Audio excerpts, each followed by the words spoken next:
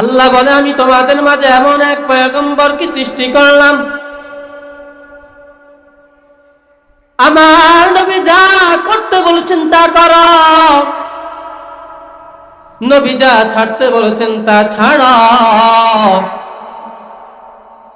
কারণ আমার নবী উম্মতের জন্য একটা রহমত। শুধু উম্মতের জন্য রহমত না, আমার নবী জগৎ সমূহের জন্য রহমত। আমার নবী জন্মের পর থেকে জমিন থেকে বিদায় হওয়ার আগ পর্যন্ত একটা রহমত। আমার নবী জমিন থেকে বিদায় হওয়ার পর থেকে কিয়ামত শুরু হওয়ার আগ পর্যন্ত এমন একটা সময় নবী রহমত।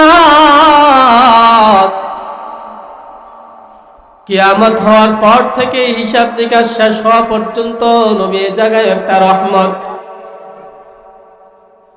আমার নবী তার জীবনটা বড় কষ্টের জিন্দেগি, তার জীবনটাকে কষ্টে কষ্টে তিনি পরিচালনা করেছেন।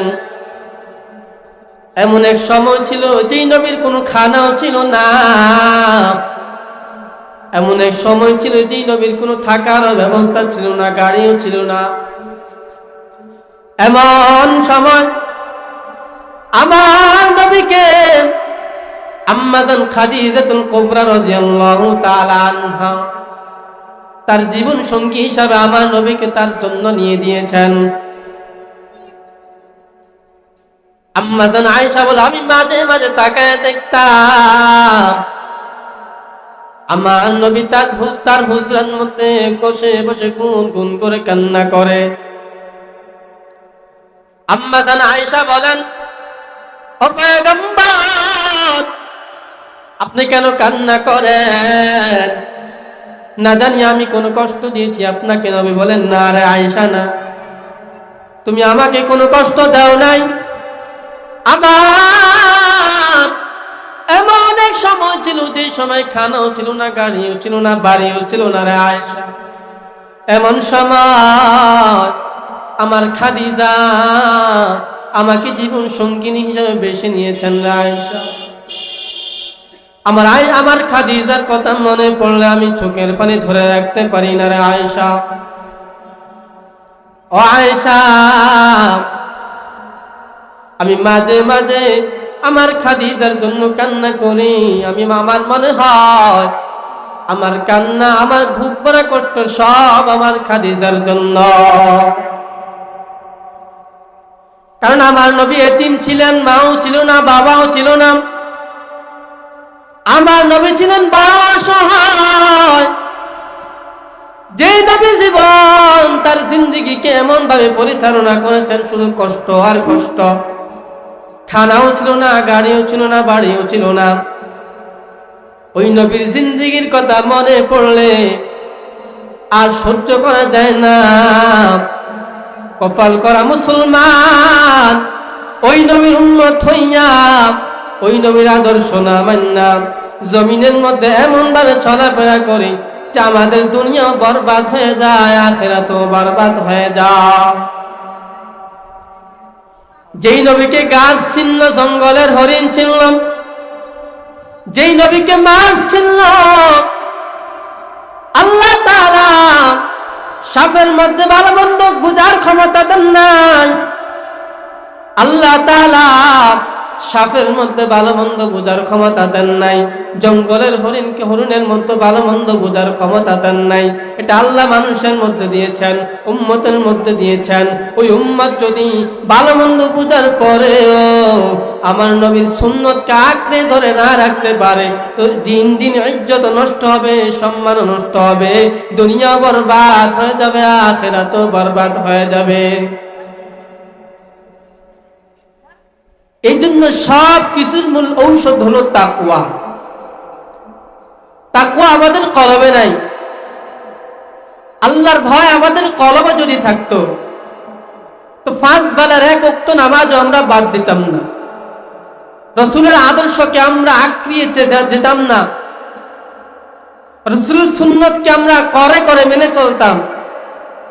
আজ আল্লাহর ভয় আমাদের মধ্যে না থাকার কারণে, আজ আল্লাহর ভয় আমাদের ভিতরে না থাকার কারণে রাসূলের সুন্নাত আমাদের মধ্যে না থাকার কারণে দিন দিন আমরা বেইজ্জতি হইতেছি, দিন দিন আমরা অপমানিত হইতেছি, দিন দিন আমাদের কলব নষ্ট হয়ে যাইতেছে। গুনাহ করতে করতে কলবটাকে এমন ভাবে নাপাক বানায় ফেললাম, গুনাহ করতে করতে অন্তরটাকে এমন ভাবে নাপাক বানায় ফেললাম যে গুনাহ করতে করতে আখিরাত ভুলে গেলাম, শুধু দুনিয়া নিয়ে ব্যস্ত, দুনিয়া দুনিয়া করতে করতে এমন সময় পর্যায়ে চলে আসবে যেই সময় আপনাকে দুনিয়ার মধ্যে আর কেউ ধরে রাখতে পারবে না। এমন এক সময় চলে আসবে যেই সময় আপনি খাটের মধ্যে শুয়ে থাকবেন, দুনিয়াও আপনাকে চিনবে না, আপনার সন্তানও তখন আপনাকে চিনবে না। আপনাকে কি সুন্দর নাম ধরে ডাকে, আব্দুর রহমান। যখন এই খাটের মধ্যে আপনি শুয়ে যাবেন তখন আপনার আর নাম থাকবে না। যখন আপনি খাটের মধ্যে শুয়ে যাবেন তখন আপনার আর নাম থাকবে না। তখন আপনাকে লাশ বলে প্রবর্তন করবে, বলে আপনি লাশ। তখন আর আপনার নাম থাকবে না। ঘর থেকে বের করবে, আর ঘরে আপনাকে ঢুকানো হবে না। আপনি যে কয়দিন হায়াত পেয়েছেন, কার জন্য এত অহংকার আপনার? কিসের জন্য তো বাহাদুরি আপনার? কই নমরুদ তো অহংকারী করে টিকতে পারলো না, ফেরাউন তো টিকতে পারলো না। দুনিয়ার মানুষ অহংকারী করে টিকতে পারবা না, কারণ অহংকার একদিন মানুষকে এমন ভাবে ধরবেন। আপনি অহংকারের কারণে দুনিয়ার দিকে আপনি উঠতেছেন, দুনিয়ার দিক দিয়ে আপনি উপরে উঠতেছেন অহংকারের কারণে। আর কিয়ামতের ময়দানে আপনাকে আগুন দিয়ে উপরে উঠানো হবে, শুধু এই অহংকারের কারণে। অহংকার মানুষের ইজ্জত নষ্ট করে, সম্মান নষ্ট করে। যার ভিতরে নবীর আদর্শ নাই, যার ভিতরে নবীর সুন্নত নাই, সে তো কখনো মানুষ হতে পারে না। সে যদিও দুনিয়ার মধ্যে চলে, কিন্তু সে ভিতরে কিছুই নাই। তার চেহারাটা হলো মৌতের মতো মৃত্যু। হয়তো সে জমিনের মধ্যে চলতেছে, খাইতেছে, পেটতেছে, এটা সামান্য জিন্দেগি। এই জমিনের মধ্যে বাঁচার কোনো গ্যারান্টি নাই। এই দুনিয়া থেকে আমাদেরকে বিদায় নিতে হবে। যদি এটা আমরা বুঝতাম তো কখনো নবীর আদর্শকে আমরা না মেনে চলতাম না। এখনো সময় আছে, আল্লাহর ভয় অন্তরে ঢুকাও,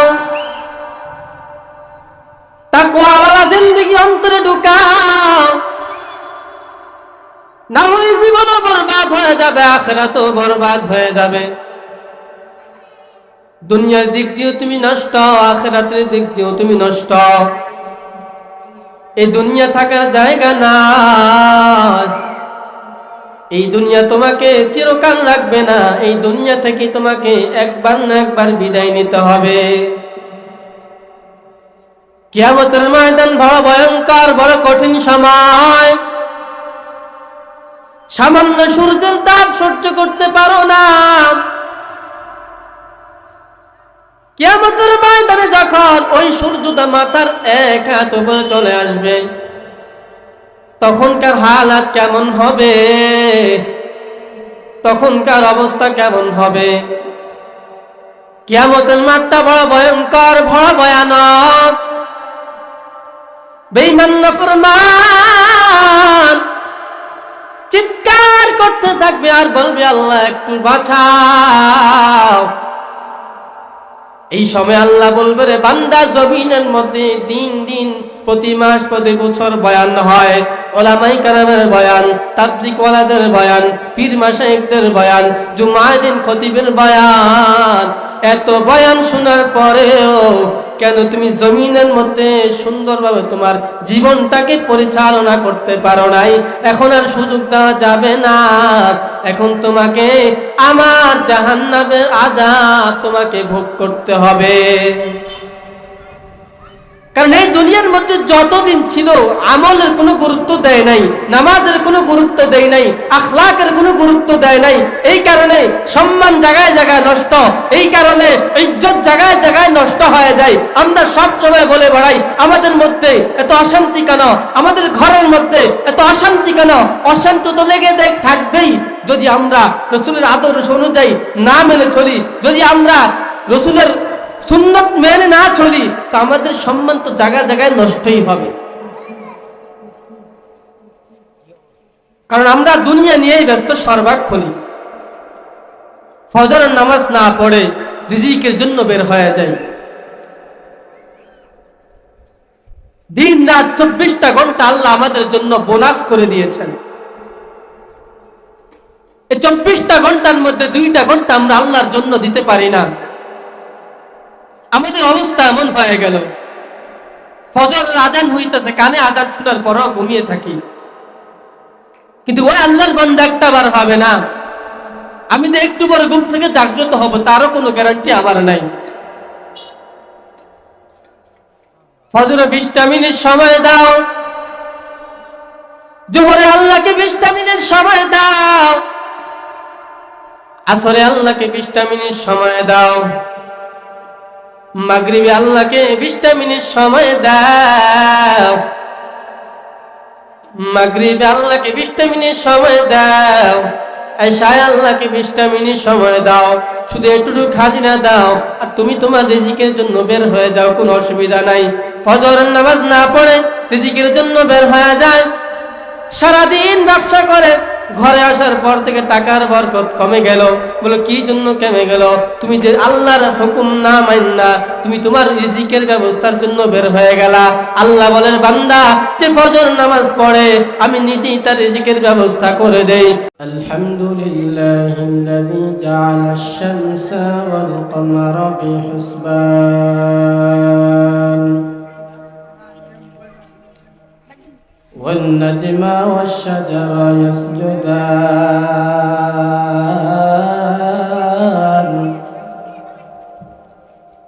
وفضل زمانا على زمان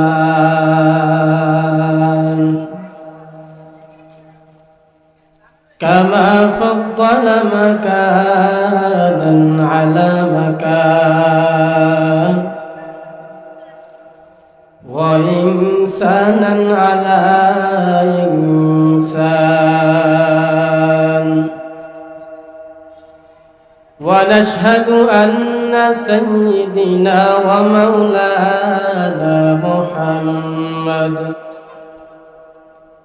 ومولانا محمدا عبده ورسوله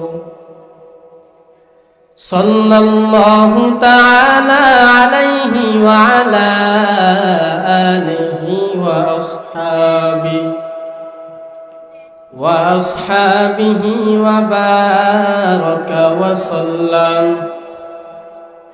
وبارك وسلم تسليما كثيرا أما بعد فأعوذ بالله من الشيطان الرجيم بسم الله الرحمن الرحيم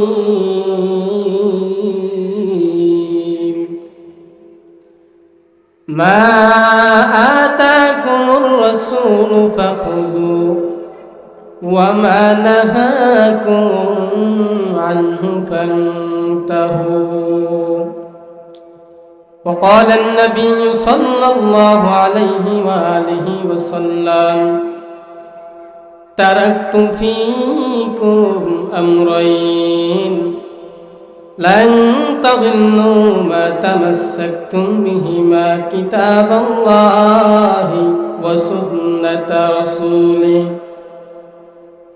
أو كما قال النبي عليه الصلاة والسلام اللهم صل على محمد النبي الأمي وعلى آله وسلم تسليما صدق الله مولانا العظيم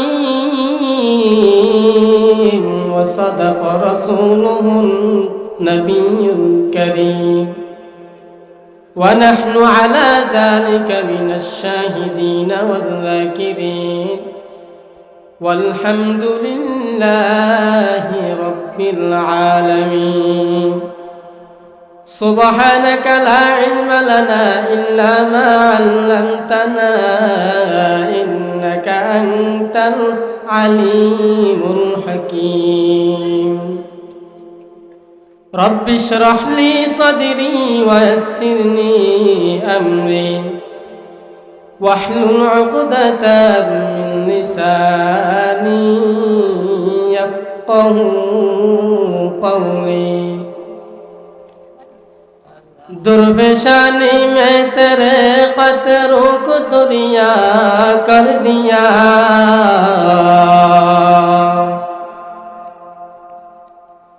दुर्फेशानी में तेरे कतरों को दुरिया कर दिया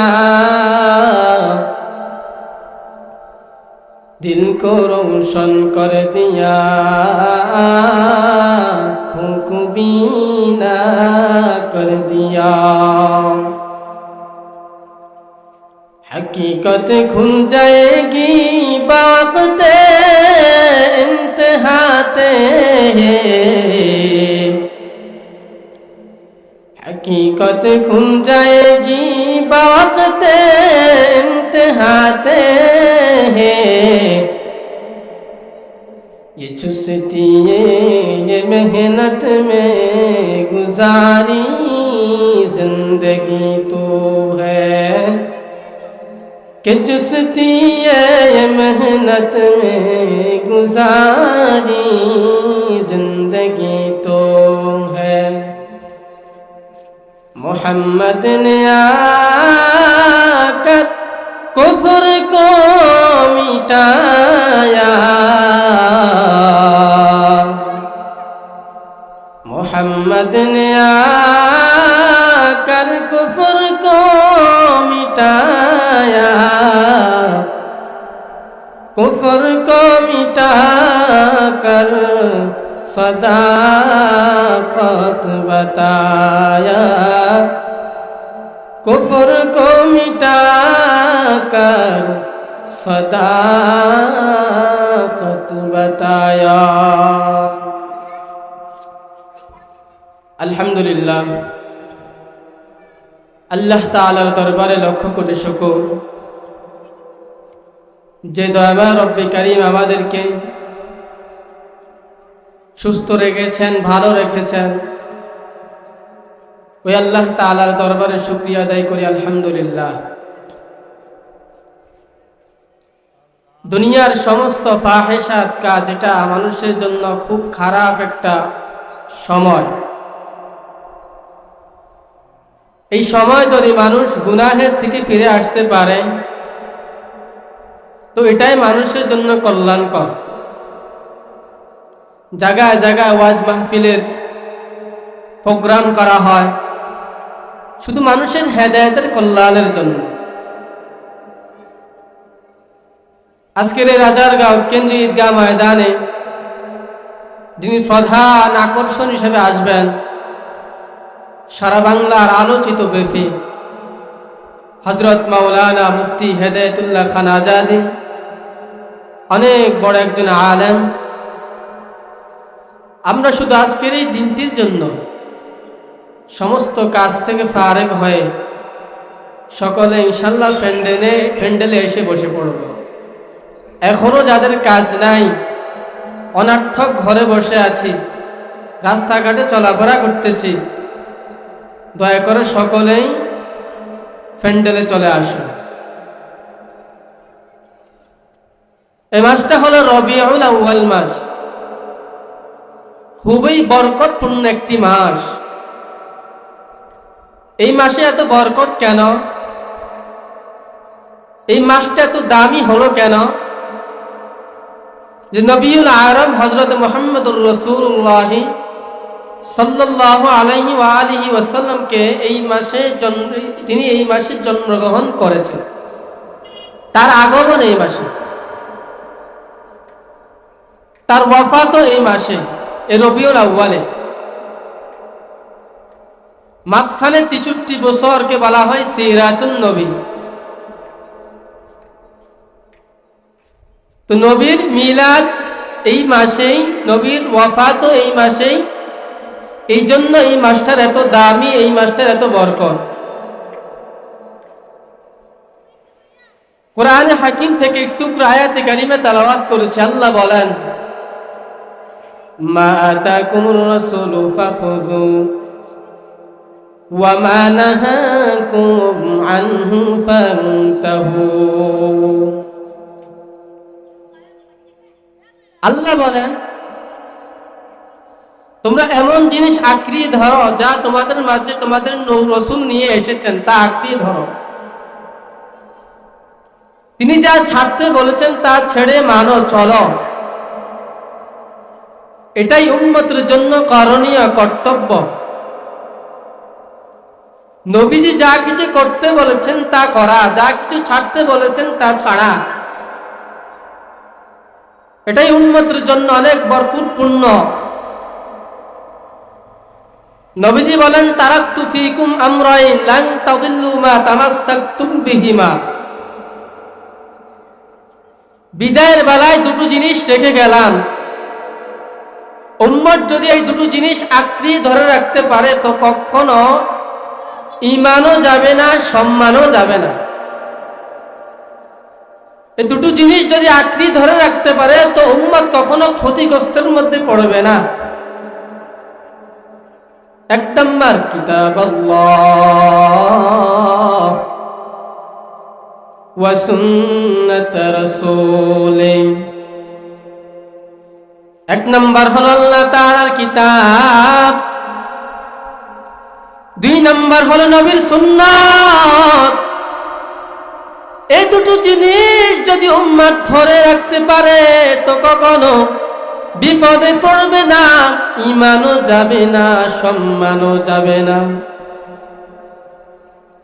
আমার নবীর এত ফাওয়ার, যেটা অন্য কোন নবীও পায় নাই, যেটা অন্য কোন সাহাবায়ে কেরামও পায় নাই। আমার নবীর এত পাওয়ার, এত সম্মান কেন, এত ইজ্জত কেন?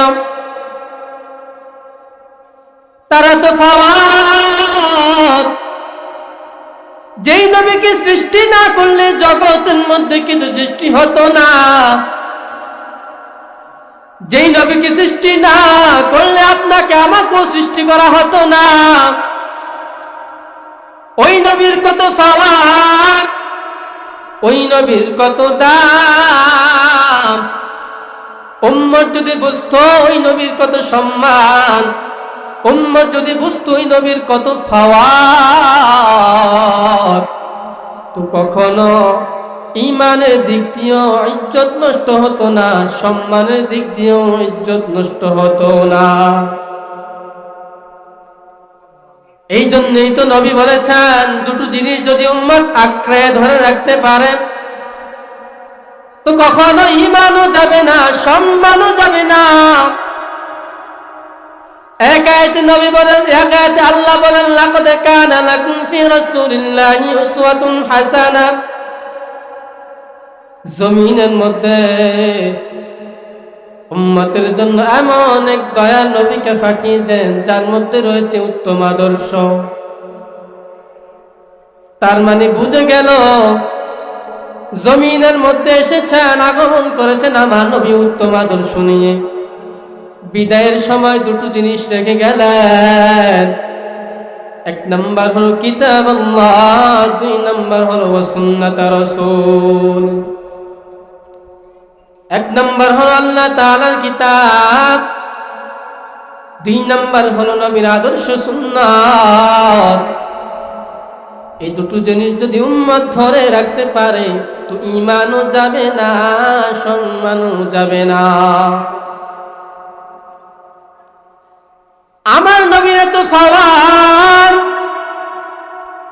তার এত ইজ্জত কেন, এত সম্মান কেন?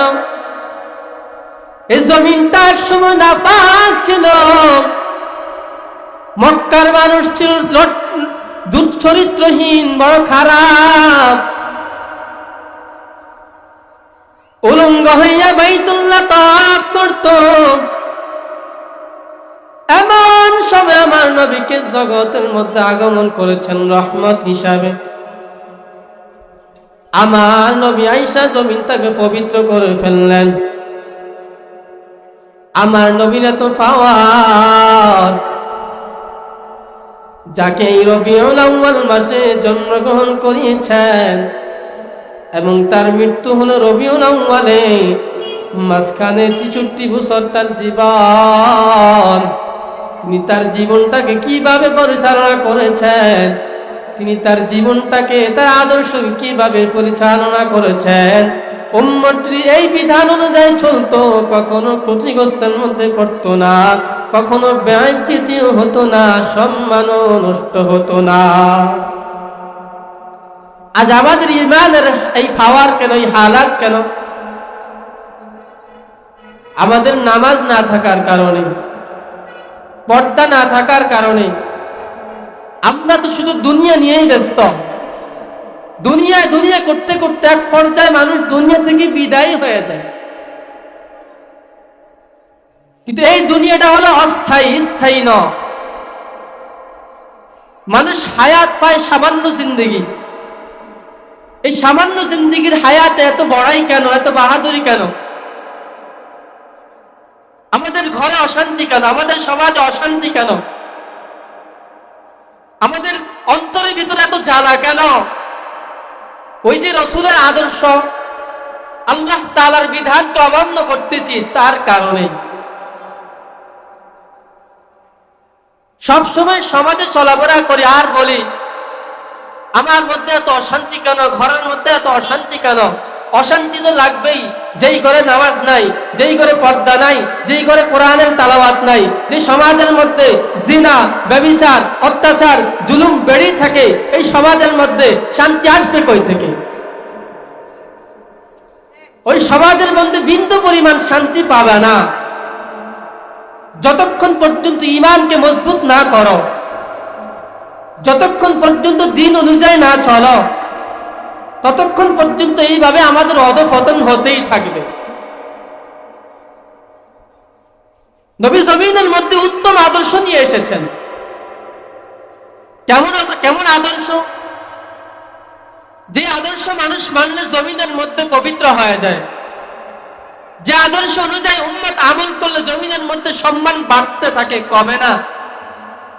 যে আদর্শ অনুযায়ী উম্মত মানলে ইজ্জত বাড়তে থাকে, কমে না।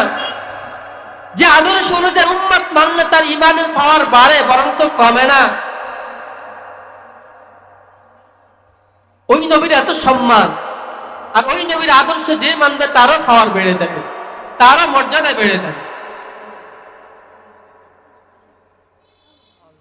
মা আতাকুর রাসূলু ফাখুযু ওয়া মা নাহাকুম আনহু ফান্তাহু। আল্লাহ বলে, আমি তোমাদের মাঝে এমন এক পয়গম্বরকে সৃষ্টি করলাম, আমার নবী যা করতে বলেছেন তা করো,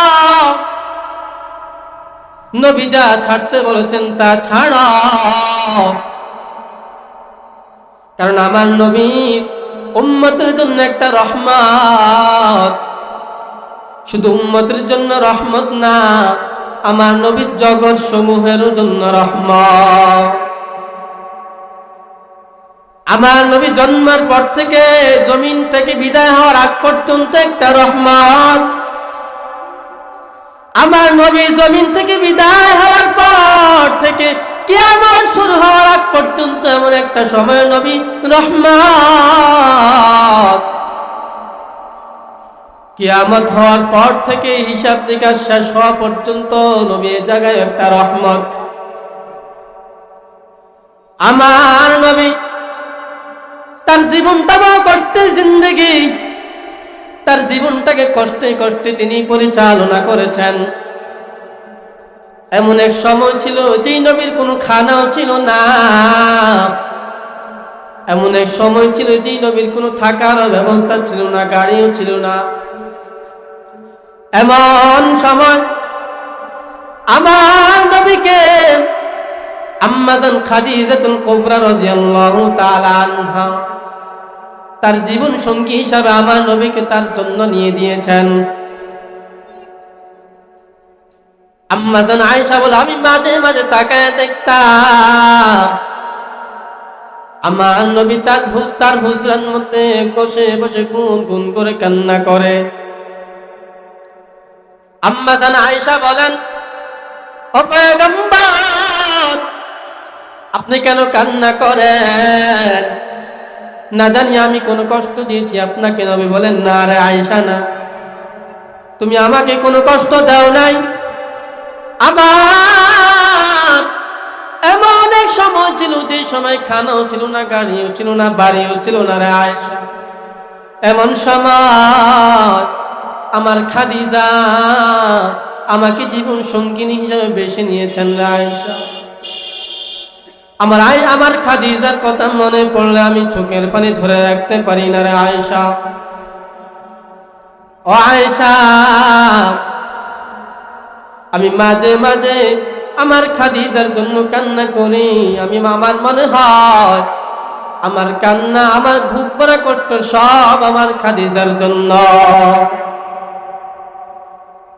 কারণ আমার নবী এতিম ছিলেন, মাও ছিল না, বাবাও ছিল না। আমার নবী ছিলেন বড় অসহায়। যে নবী জীবন তার জিন্দেগিকে এমন ভাবে পরিচালনা করেছেন, শুধু কষ্ট আর কষ্ট। খানাও ছিল না, গাড়িও ছিল না, বাড়িও ছিল না। ওই নবীর জিন্দেগির কথা মনে পড়লে আর সহ্য করা যায় না। কপাল করা মুসলমান ওই নবীর উম্মত হইয়া, ওই নবীর আদর্শ না মান্না জমিনের মধ্যে এমন ভাবে চলাফেরা করি যে আমাদের দুনিয়া বরবাদ হয়ে যায়, আখিরাতও বরবাদ হয়ে যায়।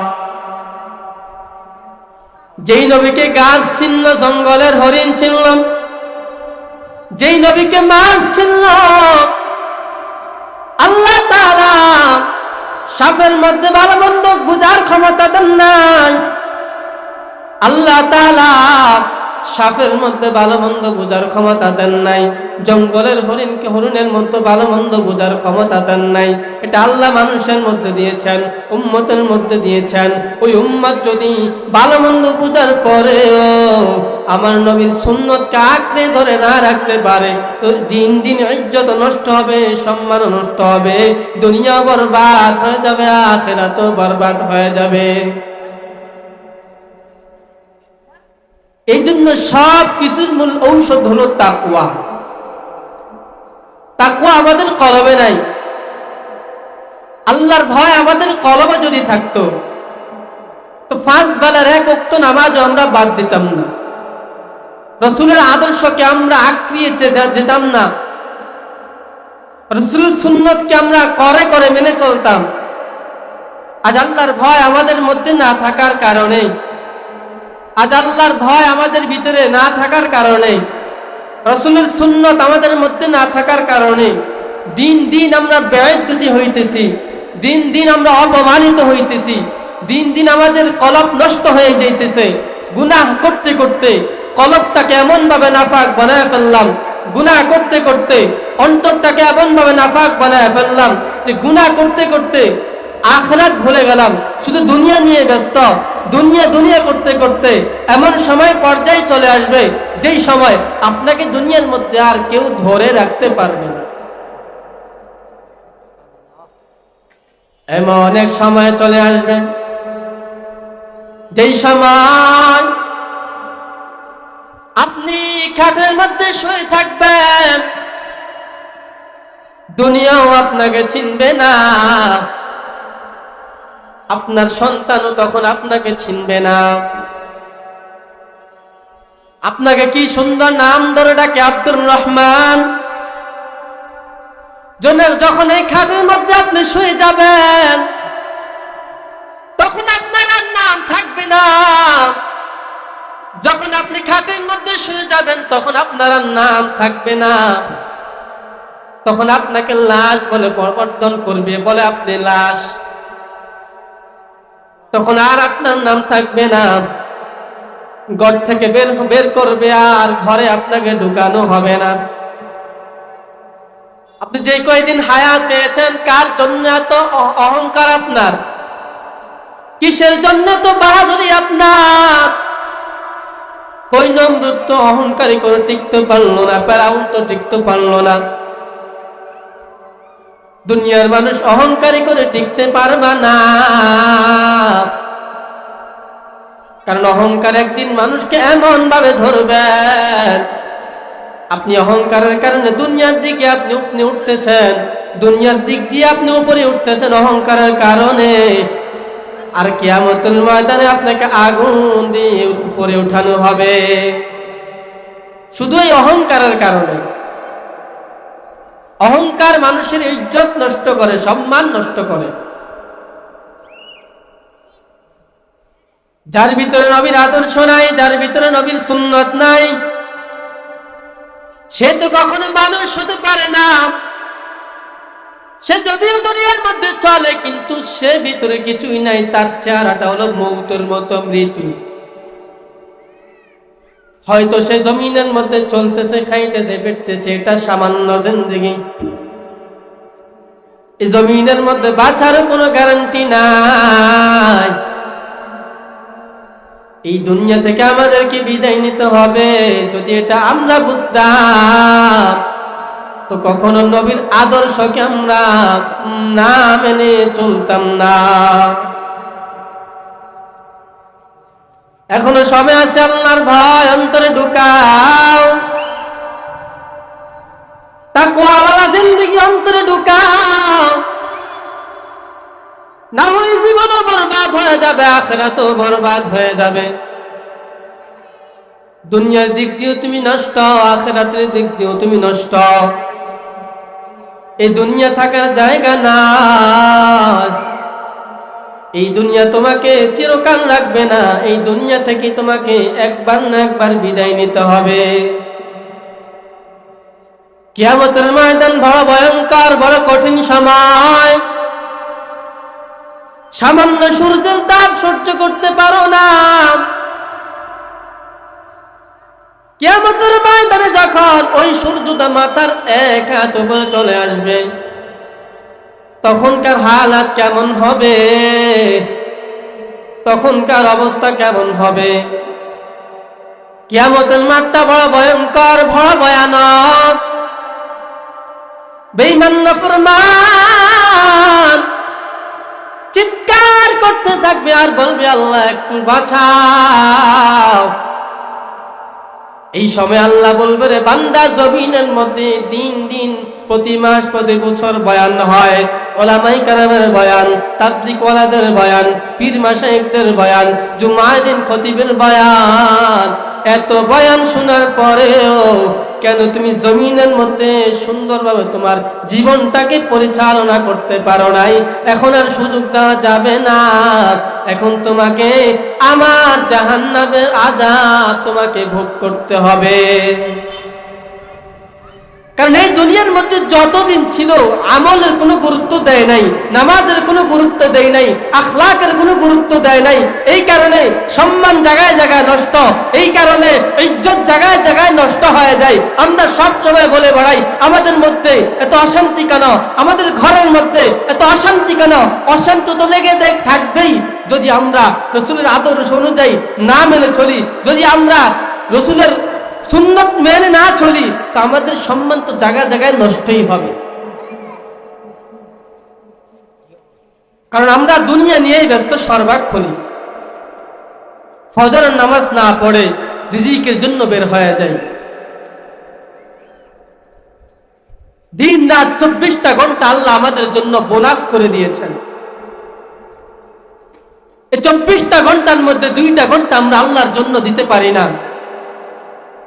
আমাদের অবস্থা এমন হয়ে গেল, ফজরের আজান হইতেছে, কানে আজান শোনার পরও ঘুমিয়ে থাকি।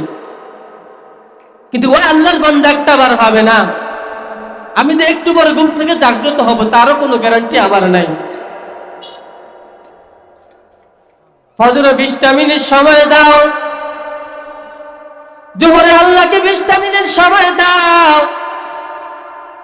আসরে আল্লাহকে 20টা মিনিট সময় দাও, মাগরিবে আল্লাহকে 20টা মিনিট সময় দাও, মাগরিবে আল্লাহকে 20টা মিনিট সময় দাও, এশায় আল্লাহকে 20টা মিনিট সময় দাও। শুধু একটু খাজিনা দাও আর তুমি তোমার রিজিকের জন্য বের হয়ে যাও, কোনো অসুবিধা নাই। ফজরের নামাজ না পড়ে রিজিকের জন্য বের হয়ে যায়, সারাদিন ব্যবসা করে, ঘরে আসার পর থেকে টাকার বরকত কমে গেল। বলো কি জন্য কমে গেল? তুমি যে আল্লাহর হুকুম না মাননা, তুমি তোমার রিজিকের ব্যবস্থার জন্য বের হয়ে গেলা। আল্লাহ বলেন বান্দা যে ফজর নামাজ পড়ে আমি নিজেই তার রিজিকের ব্যবস্থা করে দেই। আল্লাহ বলেন বান্দা যে আমার নামাজ পড়ে আমি তার জন্য সফলতার ব্যবস্থা করে দেই। যদি নামাজ না থাকে, যদি জিকির না থাকে, যদি উত্তম চরিত্র আমাদের মধ্যে না থাকে, আমাদের আখলাক যদি নষ্ট হয়ে যায়, আমাদের দুনিয়াও বরবাদ, আখিরাতও বরবাদ। দুনিয়াও শান্তি নাই, আখিরাতও শান্তি পাইবা না। এজন্য এখনো সময় আছে, আল্লাহর বান্দারা তওবা করেন। যে যেখান থেকেই মাইকের আওয়াজ শুনতেছেন, আল্লাহর কাছে তওবা করেন। জীবনে তো গুনাহ কম করেন নাই, বেপরদায় কম চলেন নাই, নামাজ বা কম বাদ দেন নাই। আপনার হায়াত হলো 60 বছর, আপনি গুনাহ করতে করতে আপনার হায়াতকে 40 বছর নিয়ে এসেছেন। আপনার খবর নাই ভালো মানুষ হঠাৎ স্ট্রোক করে মারা যায়, আপনার খবর নাই হঠাৎ ভালো মানুষটা পেট ব্যথা উঠে মারা যায়, আপনার খবর নাই হঠাৎ ভালো মানুষটা স্ট্রোক করে মারা যায়। আপনি একটু ভেবে চিন্তে দেখেন আপনার অবস্থা কোন পর্যায়ে আছে, আমার অবস্থা কোন পর্যায়ে আছে। গুনাহ করা অবস্থায় যদি আপনি হঠাৎ আল্লাহর কাছে গিয়ে যান, হঠাৎ যদি আপনার হায়াত কমে যায়, আল্লাহর কাছে গিয়ে কি জবাব দিবেন? আমাদের হালাত কেমন হবে? দুনিয়ার মধ্যে এত গরম সহ্য করতে পারি না, দুনিয়ার মধ্যে সূর্যের তাপ সহ্য করতে পারি না। কিয়ামতের আগুনের অবস্থা, কিয়ামতের আগুনের ভয়াবহ কি অবস্থায় হবে। বান্দা যদি এটা একটু ভেবে নিত, চিন্তা করে দেখতো, তো তার জীবন তার জন্য জিন্দেগিতে গুনাহ করা জীবনও হতো না। আজ আমাদের ভিতরে শুধু অহংকার, অহংকার করতে করতে দুনিয়া নষ্ট করে ফেলেছে, অহংকার করতে করতে কলবকে নষ্ট করে ফেলেছে। আজ সন্তান কথা শোনে না, বাবা সন্তানের কথা শোনে না, সন্তান বাবার কথা শোনে না, ঘরের স্বামী স্ত্রীর কথা শোনে না, স্ত্রী স্বামীর কথা শোনে না। স্বামী এক কিনা দিয়ে পরকিয়া করে, স্ত্রী আরেক জায়গায় পরকিয়া করে। এগুলো কেন? আমাদের ঈমানের মধ্যে ঘাটতি থাকার কারণে, আমাদের ঈমান নষ্ট হয়ে যাওয়ার কারণে। এই জন্য আমাদের অবস্থা এই পর্যায়ে হয়ে গেছে। আমরা যদি আমাদের জীবনটাকে রাসূলের আদর্শের সাথে মিলে দেখাইতাম, আমরা যদি আমাদের আদর্শকে রাসূলের আদর্শের সাথে মিলে দেখাইতাম, মিলে করতাম, তো আজ আমাদের আজ এই অধঃপতন হতো না। গুনাহ থেকে বেঁচে থাকি আমরা, রাসূলের আদর্শকে মেনে চলি। জীবনে গুনাহ তো কম করি নাই, বেপরদা তো কম চলি নাই। আম্মা জানেরা ঘরে আছেন, দিলের কান লাগিয়ে কথাগুলো শোনেন। জীবনে তো অনেক সময় অপচয় করেছেন, জীবনে তো অনেক নামাজ কাজা করেছেন, জীবনে তো অনেক এমন এমন গুনাহ করেছেন। আপনার গুনার অবস্থা যদি আপনার স্বামী জানতো, আপনাকে কখনো ঘরের মধ্যে জায়গা দিত না। আপনার গুনার খবর যদি আপনার সন্তান জানতো, আপনাকে থু থু করে তাড়িয়ে দিত। আপনি গুনাহ করেন, কেউ দেখে না, এমন একজন দেখে যে তার থেকে পালাবারও কোনো সুযোগ নাই, রাস্তা নাই। ঘরের দরওয়াজা বন্ধ করে গুনাহ করবেন, কেউ দেখবে না, কিন্তু আল্লাহ দেখবেন। এমন এমন জায়গায় গুনাহ করবেন, কেউ দেখবে না, কিন্তু আল্লাহ দেখবে। আপনার অবস্থা কেমন? গুনাহ করতে করতে ভিতরের অন্তরটা কালো হয়ে গেল। আপনার অবস্থাটা কেমন? ভিতরে গুনাহ করতে করতে আপনার মগজ নষ্ট হয়ে গেল। এখন আপনার থেকে গুনাহ করাটাই শুধু মজা, আমল করা আপনার থেকে বিরক্তকর মনে হয়। এই জন্য ঈমানকে মজবুত করেন। রসুলের আদর্শ অনুযায়ী চলেন, তো জিন্দগিও কামিয়াব, দুনিয়াও কামিয়াব হবে, আখিরাতেও কামিয়াব হবে। ইয়া আইয়ুহাল্লাযীনা আমানুত্তাকুল্লাহ,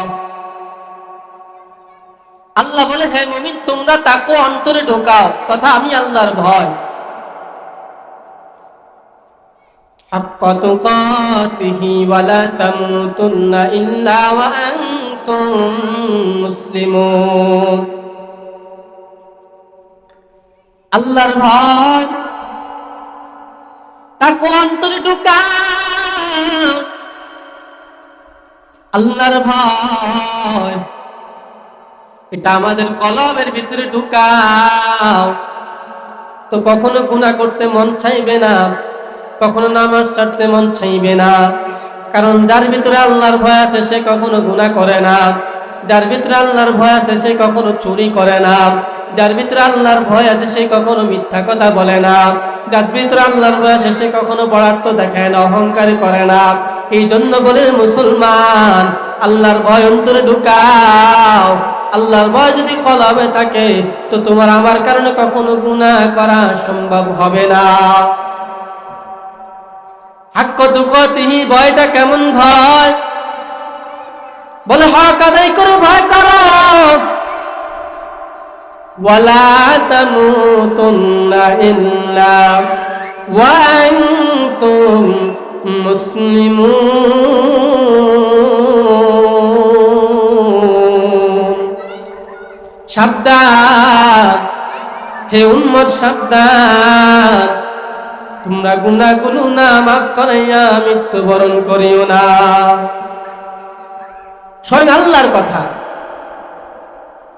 আল্লাহ বলে তোমাদের ঈমানকে মজবুত করে দাও, কারণ ঈমানদার না হইয়া মৃত্যুবরণ করিও না। আমরা কিন্তু মুসলমান, সব সময় আমরা বড় ভাই আমরা মুসলমান, আমাদের ঈমান আছে, সব আছে, তারপরে এই জায়গায় আল্লাহ কেন বলেন তোমরা ঈমানদার না হয়ে মৃত্যুবরণ করিও না? তার মানে আমরা এখনো পরিপূর্ণ ঈমানদার হতে পারি নাই, আমরা এখনো পরিপূর্ণ মাকামের মধ্যে পৌঁছতে পারি নাই, আমরা এখনো পরিপূর্ণ মুমিন হতে পারি নাই। এই জন্য আল্লাহ বলেন তোমরা পরিপূর্ণ ঈমানদার না হয়ে মৃত্যুবরণ করিও না। ঈমানদার না হইয়া যদি মৃত্যুবরণ করো তো পরকাল জিন্দেগির অবস্থা কেমন হবে একটু ভেবে নিও। जिंदगी में बंदगी तू करना है, जिंदगी में बंदगी तू करना है, जिंदगी में बंदगी शर्मिंदा है, जिंदगी में बंदगी शर्मिंदा है। दुनिया में हो दुनिया का तलबगार ना हो, बाजार से गुजर हो खोरीदार ना हो। दुनिया में हो दुनिया का तलबगार ना हो, बाजार से गुजर हो खोरीदार ना हो। दुनिया के मिसल कागज फूल है, दुनिया के मिसल कागज फूल है, जिंदगी में बंदगी तू करना है, जिंदगी में बंदगी तू करना है, जिंदगी में बंदगी शर्मिंदा है, जिंदगी में बंदगी शर्मिंदा है। यहाँ हम सब मुस्लिम को तोड़ना है, अहले दिल की नजर से रूह करता जा। यहाँ हम सब मुसलमानी करता जा, अहले दिल की नजर से रूह करता जा। ये दुनिया के मिसले कागज भूल है, ये दुनिया के मिसले कागज भूल है। जिंदगी में बंदगी तू करना है, जिंदगी में बंदगी तू जिंदा है, जिंदगी में बंदगी कर जिंदा है। এই জন্য বেশি বেশি আমাদের নেক আমল করা দরকার। যদি আমরা বেশি বেশি নেক আমল করি তো সব সময় দুনিয়ার মধ্যে সম্মান নিয়ে থাকতে পারবো, ইজ্জত নিয়ে থাকতে পারবো। আর যদি সব সময় আমাদের জীবনটাকে গুনাহের মধ্যে আঁকড়ে ধরে রাখতে পারি, সব সময় যদি গুনাহের মধ্যে পড়ে থাকি তো আমাদের দুনিয়াও বরবাদ, আমাদের আখিরাতও বরবাদ হয়ে যাবে। জীবনে তো গুনাহ কম করেন নাই, বেপরদাই কম চলেন নাই, আজকে থেকে তওবা করে নেন। জীবনে যত গুনাহ করেছেন, যত অন্যায় করেছেন, কারণ এখনো তওবার দরওয়াজা খোলা, তওবার দরওয়াজা এখনো খোলা। আল্লাহর কাছে তওবা করে নেন। যেদিন দুনিয়ার বুক থেকে অন্ধকার কবর শায়িত হয়ে যাবেন, তখন আপনার আমাদের সব বরবাদ হয়ে যাবে, আখিরাতও বরবাদ, দুনিয়াও বরবাদ হয়ে যাবে। এই জন্যই নবীর আদর্শকে অন্তরে ঢুকান। আমাদের আদর্শের সাথে বলেন, দেখেন না নবীর আদর্শের সাথে মিলে কিনা। আমাদের আদর্শের সাথে রাসূলের আদর্শকে আঁকড়িয়ে ধরেন, রাসূলের সুন্নাত অনুযায়ী মেনে চলেন। কারণ আল্লাহ তাআলা আমার নবীকে জগতের মধ্যে রহমত করে পাঠিয়েছেন। ওয়ামা আরসালনাকা ইল্লা রাহমাতান লিল আলামিন।